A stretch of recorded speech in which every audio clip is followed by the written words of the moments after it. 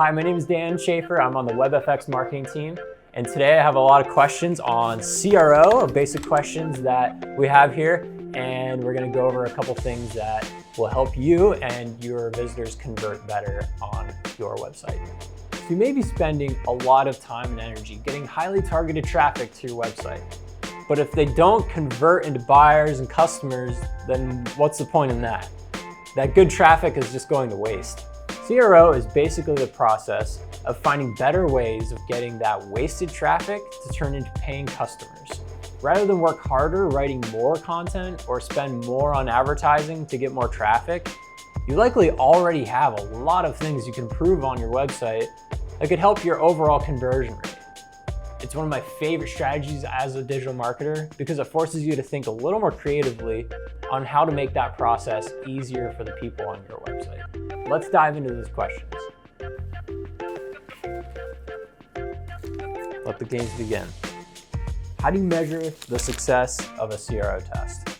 So you're gonna have a couple versions of your test where you directed traffic to those different versions. At the end, maybe after a couple days or even a couple weeks, hopefully not longer than that, you'll see a winning version that has a higher conversion rate or a higher engagement rate, whatever it is you're trying to test for. And that's the one you should implement on the rest of your site. What are some common CRO mistakes and how do I avoid them? Lots of different mistakes can happen, and it is going to happen. You're gonna find a lot of different things that don't work, and that's just as valuable to you and your visitors and how you're creating pages that convert for them.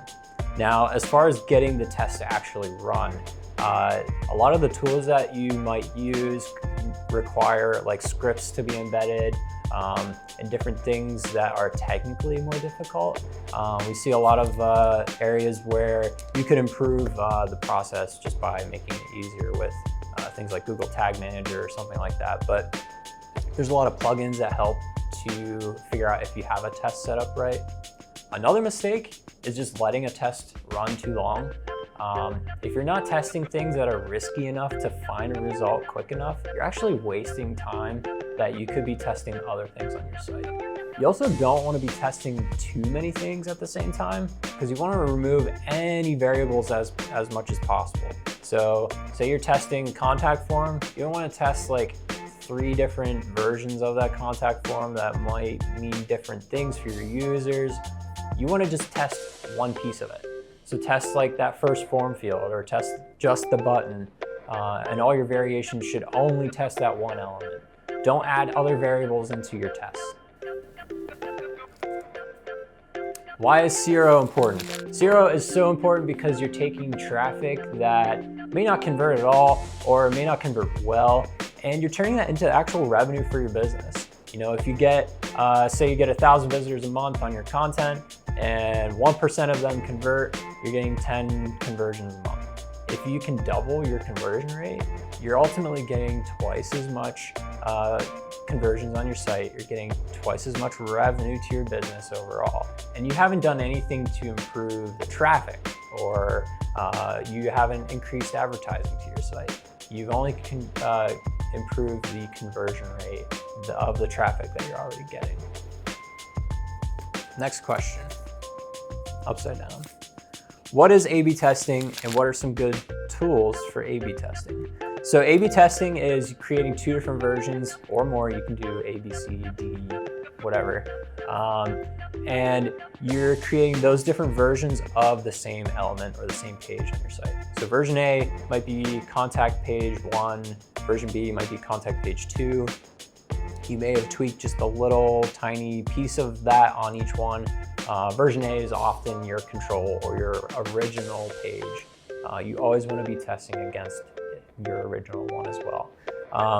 And then after a while, you have results come in, you're sending traffic to each of those pages. Most of the time, you're just splitting that traffic. If you get a lot of traffic, you might just split a small portion of that traffic. And then after a while, you're going to measure the conversion rate of both and see which one's better. Some tools that do that for you are Google Optimize. That one's free. I like to use that one. And it integrates well with Google Analytics. Others like Visual Website Optimizer, Optimizely. What are the steps of a CRO test? A good way to put this is like the scientific method in like elementary school. I'm trying to think about the steps. 1 second. So the steps, scientific method. Google this. Call a friend, phone a friend. Make an observation, ask a question, form a hypothesis, make a prediction, and test that prediction, and then iterate. So think of it as like a scientific experiment, really. You're finding those different pieces of your website that could perform better or perform differently or in a way that you want them to. But you need to think critically and try and find what those things are. And then you test, run the test, use different tools, find a winning version or find a failing version. You could find a lot of things that you learn about your website in a failed CRO test. And then you just do that whole process over again. Eventually you'll have a much higher conversion rate just based on those tests that you've done. You've learned a lot about your content and the people visiting your content. And then over time, you'll have a really, really high conversion rate that was better than before when you weren't doing any CRO at all. What is a conversion funnel? So if you think of a funnel that you might pour a liquid into, you have the big opening at the top and it's directed down to a little part at the bottom. And your website is a funnel in itself, your conversion funnel. So you have a lot of traffic going into the top and hopefully they're getting to the bottom where your conversion process is. So that could be your contact page, your quote form, your buy now piece of your e-commerce setup. Your goal is to get more people through that entire funnel. Right now you have a leaky funnel. There's just holes all the way through it. People are leaving at different times. They're confused. They're just out of time. They might just get distracted. And your goal is to figure out where those things are and get people going all the way through your conversion funnel and generating revenue for your business. Next question.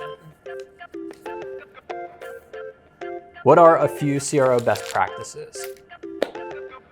So, I think I mentioned a few of these before, but only test one thing at a time. If you're testing your contact page, only test one element of it. You don't want multiple tests going at the same time that could have overlapping features, and that will just like muddy your data. You won't know exactly what is helping or not helping.